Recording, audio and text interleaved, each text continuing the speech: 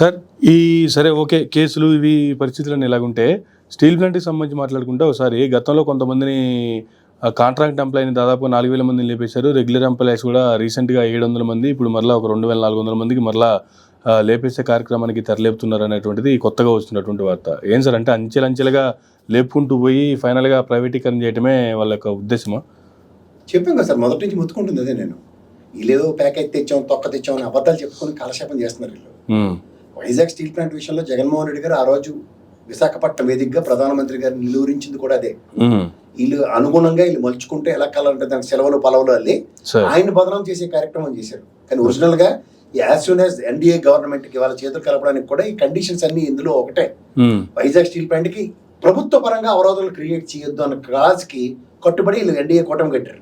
Okay, Pawan Kalyan గారు కానీ చంద్రబాబు గారు కానీ. ఇందులో మీరు గమనించగలిగితే మొన్న ఇచ్చిన ప్యాకేజ్ నేను మొన్న నుంచి చెప్తుంది అదే. అప్పటిదాకా ఉన్న జీతపత్యాలు ఈ పట్టాపట్టు ఉన్న అప్పులు క్లియర్ చేస్తేనే కొత్త వాడు వచ్చి కొంటాడు. ఉన్నదానికి జీతాలు చెల్లించాలి, అప్పులు చెల్లించాలని ఇంకొంచెం యాడ్ చేయకుండా మన ఖజానా నుంచి ఎక్స్చెక్కర్ నుంచి అంటే కేంద్ర ప్రభుత్వం నుంచి దాన్ని ఏదైనా పెట్టారు. దాని ఫంక్షనింగ్ ఆపారు. ఇప్పుడు బ్లాస్ట్ ఫర్నెస్ ఒకటి ముందు నడపండి, రెండోది వెలిగిస్తాం ఆగస్టులో ఏవో చెప్తున్నారు కదా కథలు. ఇవన్నీ వాళ్ళు ప్రైవేటీకరణకి పునాదులు వేసుకొని వచ్చి స్లాబ్ దాకా తీసుకొచ్చేసారు ఈ 9 నెలల్లో. తాత్కాలిక ఉపశమనం కింద కనిపించింది ఏంటంటే ఎంప్లాయీస్ నోట్లో మట్టి కొట్టకుండా జీతం ఇచ్చి కాసేపు పరిరక్షించారు.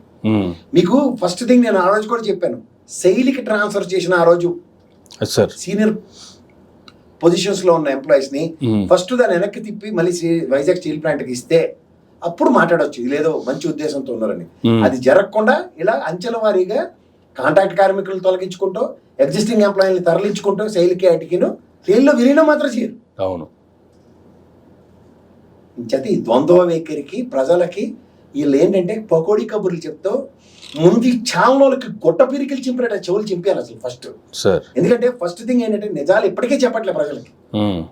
మభ్యపెడుతూ మసిపూసి మారడిగా చేస్తూ అమరావతికి అప్పు తీసుకొచ్చారు, ఏది వరల్డ్ బ్యాంక్ కి తాకట్టు పెట్టి.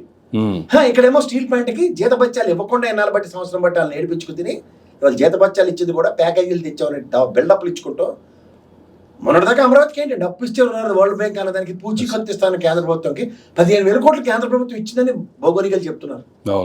ఇలా ప్రజలను మభ్య పెట్టుకుంటూ కాలక్షేపం చేసుకుంటూ తిరుగుతుంటే మామూలుగానే 190 మందికి అసలు విషయాలు అర్థం కావు.